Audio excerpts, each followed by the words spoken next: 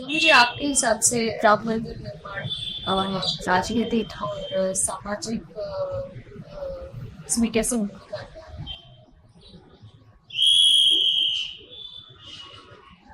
देखो, राजनीतिक और सामाजिक इन दोनों दृष्टियों से दोनों को मिला करके मैं सांस्कृतिक या राष्ट्रीय दृष्टिकोण सबसे पहली बात होती है किसी भी समाज के भीतर आत्मविश्वास होना चाहिए। Yes we can do it. पूरे संसार का इतिहास देखो, पूरे संसार के इतिहास में जहां जहां आक्रमण हुआ और वहां के प्रार्थना स्थल नष्ट कर दिए गए, पुनः निर्माण कहीं पर भी नहीं हुआ, कहीं पर भी नहीं हुआ। 500 वर्षों के संघर्ष के पश्चात हम पुनः निर्माण कर सके और अपने प्राण प्रिय रामलला को वहां पर विराजमान कर सके। That has given the utmost confidence to everybody in us. Yes, we can do it. उसके लिए हम लोगों को किस प्रकार का प्रयास करना चाहिए, कैसी श्रद्धा होनी चाहिए, एकजुट कैसी होनी चाहिए, हमारा समर्पण कैसा होना चाहिए, और इनको सबको करने के पश्चात वी कैन बिल्ड। ये आत्मविश्वास आना बहुत आवश्यक होता है। वो व्यक्ति और वो राष्ट्र समाप्त हो जाता है जिसमें आत्मविश्वास नहीं होता है। आत्मविश्वास मनुष्य को जीतने के लिए सबसे बराबर है। राष्ट्र का आत्मविश्वास जागरूक हो गया, पहली बात। दूसरी बात, यही ध्यान में आ गया कि राष्ट्र एक रस हो गया, एक रस भक्तिमय हो गया। भक्तिमय हो गया। गाँव, हर घर, हर जगह आपको राममय की भक्ति ने उसकी ओर प्रचलित दे। 500 वर्षों में किसी ने भी अपने घर की दीपावली ऐसी नहीं मनाई। पूरा देश केवल अयोध्या की ओर देख रहा था, और जैसा कि हम लोगों ने बार बार कहा था, 22 को अयोध्या में मत आइए, 22 को अपने गांव को अयोध्या बनाइए। पूरा देश Ayodhya. The whole consciousness was just राममय। सबके भीतर राम की जागृति सबसे बड़ा यूनिटी का एग्जाम्पल ऐसा है। और श्री राम ही वो तत्व है जिसने पूरे देश को जोड़ा। पूरे देश को दो प्रकार से जोड़ा भगवान श्री राम ने। आप देखेंगे अयोध्या से लेकर के रामेश्वरम तक और श्रीलंका तक भगवान का जो प्रवास है, कितने क्षेत्र में से भगवान पैदल चल करके गए, वाहन में बैठ करके नहीं गए। अच्छा, दूसरी भी बात है, सभी जनजातियों से मिले। यानी ज्योग्राफिकल केवल बात नहीं है, यह सामाजिक बात भी देखो। अयोध्या के क्षत्रियों से उन्होंने सुंदरपुर के भीलों का मेल कराया, फिर ऋषियों के हेडक्वार्टर बना करके, मतलब 14 वर्षों में श्री भगवान जो प्रवास किए हैं उसका विस्तार से दौरा वाल्मीकि रामायण में है। क्या करते थे भगवान? किसी भी ऋषि के आश्रम में जाकर के रहते,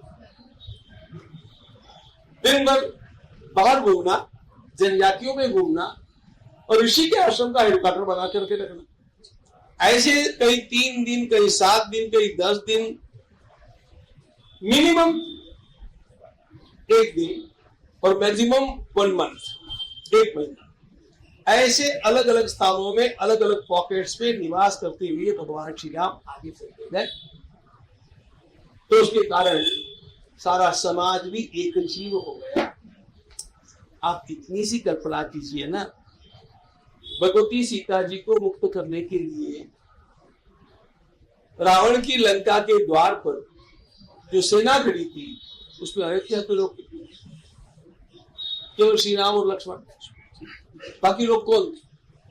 बाकी सब 14 वर्षों में भगवान के द्वारा किए गए संगठन का परिणाम ये था। भील, गोंड, किरात, कोल, ये सब लोग उसपे थे, वानर थे। इन सब लोगों का जो संगठन भगवान ने किया, और ये तो देश की एकात्मता है। और इसीलिए आप ये भी देखेंगे, भगवान जिस मार्ग से गए उस मार्ग पर लोगों ने छोटे छोटे तीर्थ स्थापित कर दिए, जहां भगवती सीता जी ने एक दिन स्नान किया। आप कितने स्थान पर देखेंगे सीता रानी क्या के लिए? एक दिन सीता जी ने वहां पर स्नान किया, तीर्थ बन गया। तो ये देश राम से इतना प्रेम करता है और भगवान श्री राम के कारण ये देश जुड़ सकता है। इसका जीवन को उदाहरण प्राप्त। अच्छा, अभी कितने लोग वहां पर जा रहे हैं? हम ही दंग गए। हमने नहीं सोचा था कि ये दृश्य हमें देखने मिलेगा। राम जी की स्थापना के पश्चात औसतन रोज की संख्या 2 लाख से कम नहीं। कितना समर्पण हुआ होगा। मुझे कहीं से कल पता चला कि कई प्रसार माध्यमों में आया कि 25 करोड़ रुपए इकट्ठे हुए एक महीने में। कोषाध्यक्ष तो मैं। सच्ची बात यह है कि 1 मास के भीतर वहां पर जो समर्पण हुआ है वो 52 करोड़ है। 52 करोड़ से केवल 22 जनवरी का जो समर्पण है वो 6 करोड़ है। हर व्यक्ति को लगता है कि मेरा कुछ राम जी की सेवा में रखना चाहिए। अरे लोग कुछ बना करके लाते हैं, उसका उपयोग आगे कितना होगा, कहां पर उसको रखेंगे। हम लोगों के लिए तो ये समस्या हो गई कि सारे पदार्थों को, वस्तुओं को रखना काम। लेकिन लोगों के उत्साह में हम भंग नहीं करना चाहते, तो ये सारा देश राममय हो गया। राम से प्रेम, राम की भक्ति, राम के साथ श्रद्धा का समर्पण, ये था।